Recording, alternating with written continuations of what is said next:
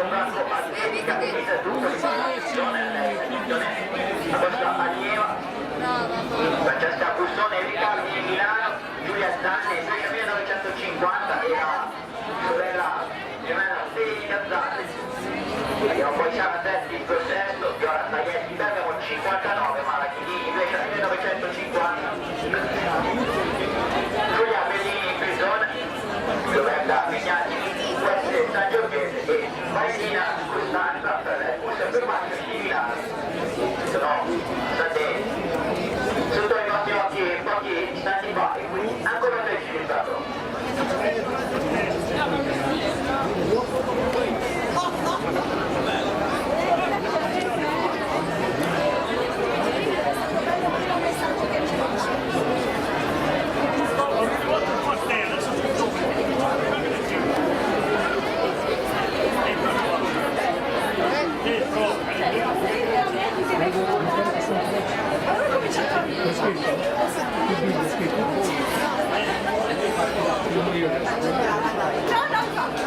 No, io l'ho visto, non mi ha preso, comunque c'era meno spinta, invece questo era proprio l'accompagnato.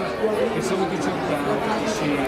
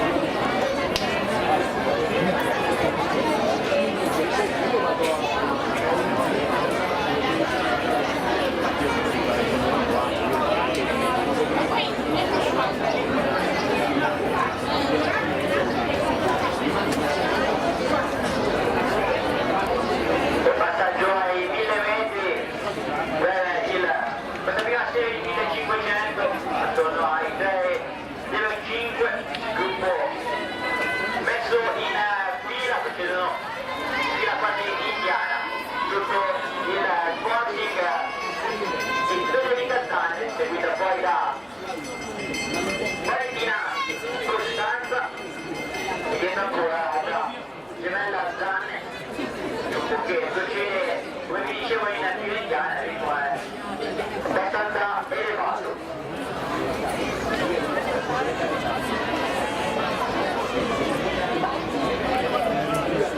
Sembrerebbe rompere gli impulsi Valentina Costanza che prende in questo momento la leadership della corsa.